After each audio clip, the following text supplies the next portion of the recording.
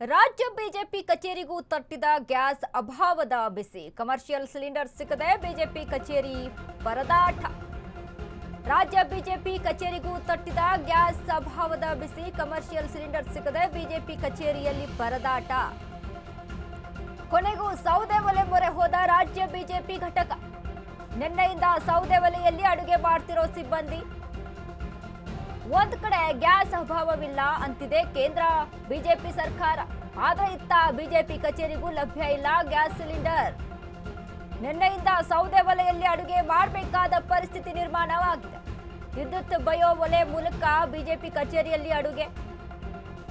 ಮಲ್ಲೇಶ್ವರಂನ BJP ರಾಜ್ಯ ಕಚೇರಿ ಜಗನ್ನಾಥ ಭವನ.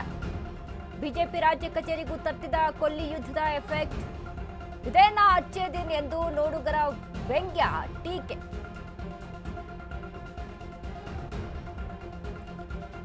Gas ಅಭಾವವಿಲ್ಲ, gas ಪೂರೈಕೆ ಆಗ್ತಾ ಇದೆ ಅಂತ ಕೇಂದ್ರ ಸರ್ಕಾರ ಹೇಳುತ್ತೆ. ಆದ್ರೆ ಇಲ್ಲಿ ರಾಜ್ಯದಲ್ಲಿ ಗ್ಯಾಸ್ ಸಮಸ್ಯೆ ಎಷ್ಟರ ಮಟ್ಟಿಗೆ ಕಾಣಿಸ್ತಾ ಇದೆ ಅನ್ನೋದಕ್ಕೆ ಮತ್ತೊಂದು ಸಾಕ್ಷಿಯಾಗಿದೆ ಬಿಜೆಪಿಯ ಕಚೇರಿ.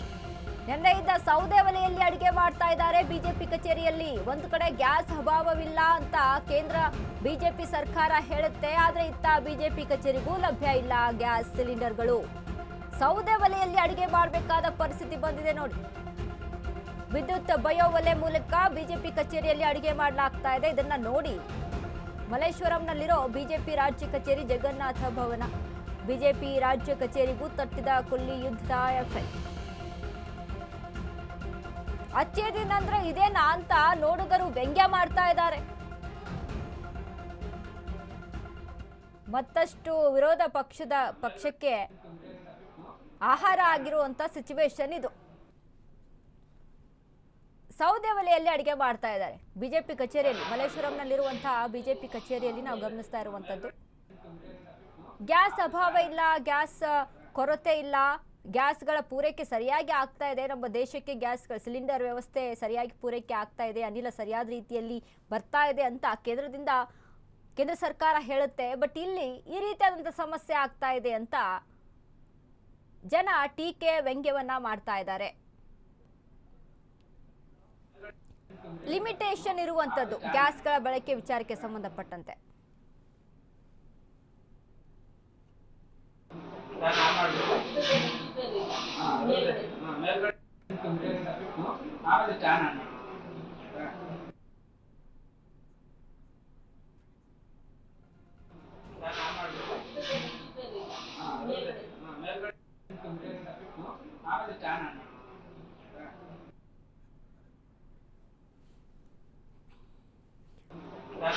ಎಸ್ ನೋಡಿ, ಗ್ಯಾಸ್ನ ಅಭಾವ ರಾಜ್ಯದಲ್ಲಿ ಎಷ್ಟು ಮಟ್ಟಿಗೆ ಕಾಣಿಸ್ತಾ ಇದೆ ಅಂತ ಜನಸಾಮಾನ್ಯರು ಮಾತನಾಡಿದಾಗ, ಜನಸಾಮಾನ್ಯರು ಹೇಳಿದಾಗ ಕೇಂದ್ರ ಸರ್ಕಾರ ಹೇಳುತ್ತೆ ಸುಮ್ಮನೆ ವಿರೋಧ ಪಕ್ಷಗಳು ಟೀಕೆ ಮಾಡ್ತಾವೆ, ಯಾವುದೇ ರೀತಿಯಾದಂಥ ಸಮಸ್ಯೆ ಇಲ್ಲ, ಪೂರೈಕೆ ಆಗ್ತಾ ಇದೆ ಅಂತ.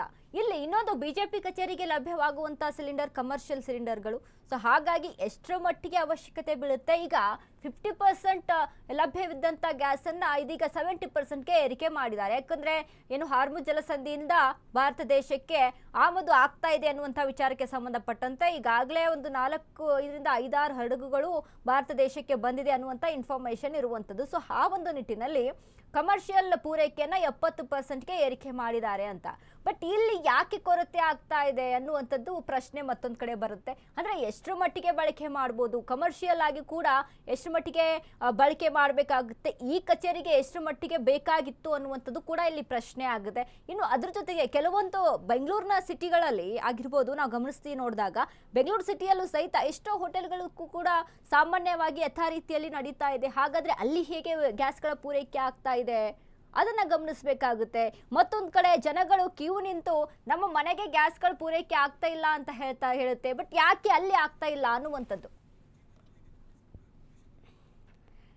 ಈ ಬಗ್ಗೆ ಮಾತನಾಡೋದಕ್ಕೆ ನಮ್ಮ ಜೊತೆ ನೇರ ಸಂಪರ್ಕದಲ್ಲಿದ್ದಾರೆ ನಮ್ಮ ಪ್ರತಿನಿಧಿ ಜೀವನ್. ಜೀವನ್, ಇದೀಗ ನೋಡಿ ಒಂದು ಕಡೆ ವಿರೋಧ ಪಕ್ಷಕ್ಕೆ ಒಂದು ರೀತಿಯಾಗಿ ಮಾತನಾಡೋದಕ್ಕೆ ಆಹಾರ ಆಯಿತು ಅನ್ನುವಂಥದ್ದು ಈ ಒಂದು ಟಾಪಿಕ್.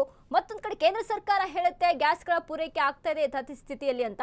ಬಟ್ ಬಿಜೆಪಿ ಕಚೇರಿಯಲ್ಲಿ ಆಗಿರುವಂಥ ಈ ಒಂದು ಪ್ರಸಂಗ ಏನಿದೆ ಇದು ಸಾಕಷ್ಟು ರೀತಿಯಾದಂಥ ಟೀಕೆಗೆ ವ್ಯಕ್ತವಾಗ್ತಾ ಇದೆ. ಏನೆಲ್ಲ ಅಪ್ಡೇಟ್ ಇದೆ ಈ ಬಗ್ಗೆ? ಎಸ್ ವನಿತಾ, ಏನಿದು ಅಂದರೆ ಈ ಒಂದು ಏನು ಈಗ ಗ್ಯಾಸ್ ಅಭಾವ ಆಗಿದೆ ಬಿ ಜೆ ಪಿ ಕಚೇರಿನಲ್ಲಿ, ಇದೊಂದು ತೀರಾ ನಗೆಪಾಟ್ಲಾಗಿಡಿಸಿದೆ ಬಿ ಜೆ ಪಿ ಅವ್ರಿಗೆ. ಯಾಕೆ ಅಂದರೆ ಇಲ್ಲಿವರೆಗೂ ಕೂಡ ಬಿ ಜೆ ಪಿಯ ನಾಯಕರಾಗಿರ್ಬೋದು ಪ್ರತಿಯೊಬ್ಬರು ಕೂಡ ಇಲ್ಲಿವರೆಗೂ ನಮಗೆ ಯಾವುದೇ ರೀತಿಯಾದಂಥ ಒಂದು ತೊಂದರೆ ಇಲ್ಲ, ಕೇಂದ್ರ ಸರ್ಕಾರದಿಂದ ಯಾವುದೇ ರೀತಿಯಾದಂಥ ತೊಂದರೆ ಇಲ್ಲ ಅನ್ನೋವಂಥ ಕೆಲವೊಂದು ವಿಚಾರಗಳನ್ನ ಹೇಳ್ತಾ ಬಂದಿದ್ರು. ಈ ಒಂದು ವಿಚಾರ ಈ ಬಿ ಜೆ ಪಿ ಕಚೇರಿಯಲ್ಲಿ ಈಗ ಗ್ಯಾಸ್ ಅಭಾವ ಉಂಟಾಗಿರೋದ್ರಿಂದ ಈ ಒಂದು ಬಿ ಜೆ ಪಿ ನಾಯಕರ ಏನೊಂದು ಹೇಳಿಕೆಗಳಿತ್ತು, ಇದೊಂದು ತೀವ್ರ ನೆಗೆಪಾಟ್ಲಾಗಿದೆ. ಅದರ ಜೊತೆಗೆ ಏನು ಕಾಂಗ್ರೆಸ್ ಸರ್ಕಾರವನ್ನಾಗಿರ್ಬೋದು, ಈ ಒಂದು ಕಾಂಗ್ರೆಸ್ ಸರ್ಕಾರವನ್ನು ತೀರಾ ಏನೊಂದು ಆಕ್ರೋಶ ಅಂದರೆ ಕಿಡಿಕಾರ್ತಿದ್ರು ಕಾಂಗ್ರೆಸ್ ಸರ್ಕಾರದ ವಿರುದ್ಧ. ಇದರ ಜೊತೆಗೆ ಒಂದು ಏನೊಂದು ನೆನೆ ಏನು ಸಚಿವರಾದಂತಹ ಏನು ಕೆ ಎಚ್ ಮುನಿಯಪ್ಪ ಅವರು ಕೂಡ ಹೇಳಿದರು ಈ ಒಂದು ಬಗ್ಗೆ. ಕೆ ಎಚ್ ಮುನಿಯಪ್ಪನವರು ಹೇಳಿದರು ಏನು ಇದರಿಂದ ಅಧಿಕಾರಿಗಳೆಲ್ಲ ಈ ಒಂದು ಪ್ರಚಾರದ ಅಂದರೆ ಚುನಾವಣಾ ಏನು ಅಧಿಕಾರಿಗಳೆಲ್ಲ ಚುನಾವಣಾ ಇದಕ್ಕೋಸ್ಕರ ಒಂದು ಕೆಲಸಕ್ಕೋಸ್ಕರ ಅಂದರೆ ಪಂಚರಾಜ್ಯಗಳ ಚುನಾವಣೆಗಾಗಿರ್ಬೋದು ಕೆಲವೊಂದು ಕಡೆ ಹೋಗಿದ್ದಾರೆ. ಈ ಒಂದು ಚುನಾವಣಾ ಒಂದು ಕೆಲಸ ಇರೋದ್ರಿಂದ, ಚುನಾವಣೆಯ ಕೆಲಸಗಳಿರೋದ್ರಿಂದ ಈ ಒಂದು ಟೋಟಲ್ ಆಗಿ ಅಲ್ಲಿನ ಅಧಿಕಾರಿಗಳ ಜೊತೆ ನನಗೆ ಯಾರೂ ಸಂಪರ್ಕ ಕೂಡ ಸಿಕ್ಕಿಲ್ಲ. ಈ ಒಂದು ಅಧಿಕಾರಿಗಳ ಒಂದು ಸಭೆಯನ್ನು ಕೂಡ ಚುನಾವಣೆಯ ಬಳಿಕ ಮಾಡ್ತೀನಿ, ಅದ್ರ ಬಗ್ಗೆ ಎಲ್ಲ ಪೂರ್ಣವಾದಂಥ ಮಾಹಿತಿಯನ್ನು ಕೊಡ್ತೀನಿ ಅನ್ನೋ ಒಂದು ಹೇಳಿಕೆಗಳನ್ನು ಕೂಡ ಮುನಿಯಪ್ಪನವರು ಹೇಳಿದರು. ಅದಾದ ಬಳಿಕ ಇವತ್ತು ಏನೊಂದು ಸಚಿವ ಮುನಿಯಪ್ಪ ಅವರ ಮನೆಗೆ ಒಂದು ಆಟೋ ಚಾಲಕರಾಗಿರ್ಬೋದು ಇವರೆಲ್ಲ ಒಂದು ಮುತ್ತಿಗೆ ಆಗುವಂತಹ ಒಂದು ಕೆಲಸವನ್ನು ಕೂಡ ಮಾಡಿದರು. ಆ ಸಮಯದಲ್ಲೂ ಕೂಡ ಸಚಿವರಾದಂಥ ಮುನಿಯಪ್ಪನವರು ಕೂಲಾಗಿ ಇದನ್ನು ಹ್ಯಾಂಡ್ಲ್ ಮಾಡಿ ಒಂದು ಎಲ್ಲ ಈ ಒಂದು ಗಂಭೀರತೆ ಏನಿದೆ ಇದನ್ನು ಒಂದು ಹತೋಟಿಗೆ ತರುವಂಥ ಒಂದು ಕೆಲಸವನ್ನು ಮಾಡಿದರು. ಆದರೆ ಈಗ ಸದ್ಯ ಏನೊಂದು ಬಿ ಜೆ ಪಿ ಕಚೇರಿಯಲ್ಲಿ ಏನು ಗ್ಯಾಸ್ ಅಭಾವ ಉಂಟಾಗಿದೆ, ಈ ಒಂದು ಅಭಾವ ಉಂಟಾಗಿರೋದು ಎಲ್ಲೋ ಒಂದು ಬಿ ಜೆ ಪಿ ಮುಖಂಡರಿಗಾಗಿರ್ಬೋದು ಬಿ ಜೆ ಪಿ ನಾಯಕರಾಗಿರ್ಬೋದು ಮುಖಭಂಗ ಮಾಡುವಂಥ ಒಂದು ವಿಚಾರವಾಗಿದೆ. ಇದರ ಜೊತೆಗೆ ಏನೊಂದು ಸ್ಟಾರ್ಟಿಂಗಿಂದನೂ ಹೇಳ್ತಾ ಬಂದರು ಬಿ ಜೆ ಪಿ ನಮಗೇನೂ ತೊಂದರೆ ಇಲ್ಲ, ಕೇಂದ್ರ ಸರ್ಕಾರ ಎಲ್ಲವನ್ನು ಹತೋಟಿಗೆ ತಂದಿದೆ, ಯಾವುದೇ ರೀತಿಯಿಂದ. ಮತ್ತು ಕೇಂದ್ರ ಸಚಿವರಾದಂಥವರು ಕೂಡ ಹೇಳಿದರು ಈ ಒಂದು ಯಾವುದೇ ರಾಜ್ಯದಲ್ಲಾಗಿರ್ಬೋದು ದೇಶದಲ್ಲಿ ಯಾವುದೇ ರೀತಿಯಾದಂತಹ ಕಮರ್ಷಿಯಲ್ ಗ್ಯಾಸ್ಗೆ 50 ದಿನಗಳ ಏನು ತೊಂದರೆ ಇಲ್ಲ, ಯಾವುದೇ ರೀತಿಯಾದಂಥ. ಆದರೆ ಈ ಒಂದು ಏನು 30-35 ದಿನಕ್ಕೆ ಯುದ್ಧ ಪ್ರಾರಂಭವಾದ 30-35 ದಿನಕ್ಕೇನೆ ಈ ಒಂದು ಬಿ ಜೆ ಪಿ ಕಚೇರಿಗೇನೆ ಈ ಒಂದು ಗ್ಯಾಸ್ ಅಭಾವ ಉಂಟಾಗಿರೋದು ತೀವ್ರ ನಗೆಪಾಟ್ಲಾಗಿದೆ ವನಿತಾ. ಥ್ಯಾಂಕ್ ಯು ಜೀವನ್ ನಿಮ್ಮೆಲ್ಲ ಮಾಹಿತಿಗೆ.